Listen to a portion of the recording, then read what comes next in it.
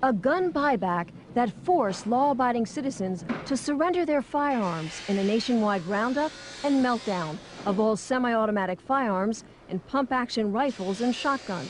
640,000 ordinary conventional firearms confiscated and destroyed.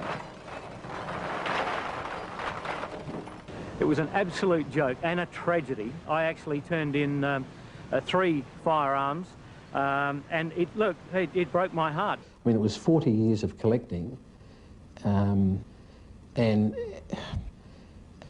I can't say it any other way than that. I felt sick. I had to hand them in, because if I didn't, I was going to jail.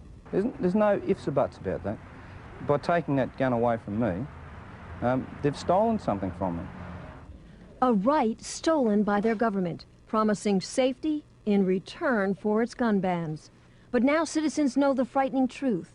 The cost of lost liberty can be measured in the loss of life.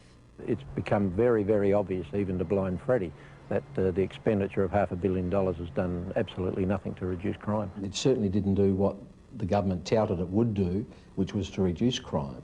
It hasn't done that at all. In fact, there's been more. This has been a lot of bull and hasn't really done much to help society and with its problems. Cold, hard facts the anti-gun forces can no longer escape. Armed robberies have skyrocketed, up 69%. Assaults involving guns rose 28%. Gun murders increased 19%. And a new phenomenon, home invasions jumped 21%. An increase politicians insist they can't explain because they're still trying to legally define what a home invasion is and what the penalty should be. Part of the difficulty is that there is no clear definition of home invasion in the law. Never cease to be amazed at the ingenuity of lawyers. If the politicians want a pay rise, boom, that's done in 20 minutes. But to define home invasion, what a joke. I have no trouble at all in defining what a home invasion is. I think if someone sets their foot inside your door uninvited, they are invading your home and your privacy. And victims who have survived home invasions don't need a definition. They've lived through hours of terror. Arthur Field was tied up, his hands and feet taped, his phone lines cut, while 2 robbers ransacked his house. And they jumped on me and knelt on my chest and grabbed me around the throat because I immediately started calling out, "Help." I don't know how many men, they start smashing the windows. There was a lot of glass shattering, a lot of noise outside, and I stood in the kitchen, I was trembling. The Zawadzkis remember thugs running through their home, demanding money and threatening to kill them.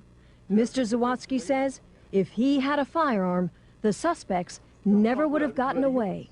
Do you will stand, waiting till you get killed? Or you will defend yourself? Tell me true, you will defend yourself. Scars that never heal, citizens left powerless.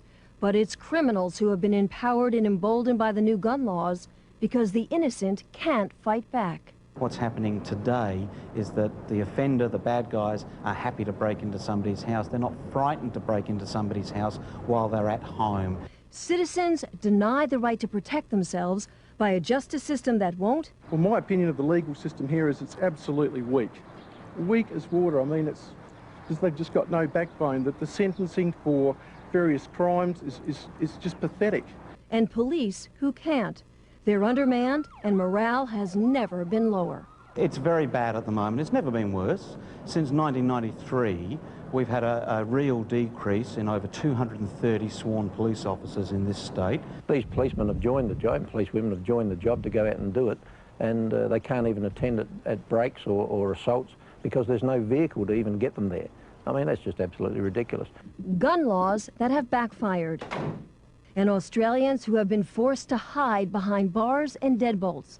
Some are even installing extensive security systems because the firearms they still own that haven't been banned have to be locked up, unloaded, and unavailable. I mean, get real. If I have someone break in here, I've got to go get the bolt, get the rifle, find the ammunition somewhere else, put it all together, and then defend myself if this other person's got a firearm that's going to threaten my life. No way, it doesn't bloody add up. A political fraud, gun bans that haven't made a difference, and gun owners now struggling to stop a growing momentum against them. The people pushing the removal of guns from the Australian society are already saying that's only the first step, publicly, that's only the first step. Now we want the handguns, we want every other firearm. They're warning to Americans, don't think it can't happen to you. It can, and it already is. Unless you, as a firearms owner, get off your butt now and start to oppose those that want to take them off of you right here and now, I would say that within 5 to 10 years, the restrictions on gun owners in America will be similar to what happens in Australia. Don't trust your politicians. Get in there, keep on their backs. Be a member of the NRA, be a member of your local gun club. Be part of the NRA and never, ever, ever give up your freedoms, because that's, in the end, that's all you've got. If you think you have rights, tomorrow the government can take them away from you. I think the Americans have to be very, very careful, because, you know, their rights will be quickly eroded, as ours have, and we don't have a chance in hell of getting those rights back.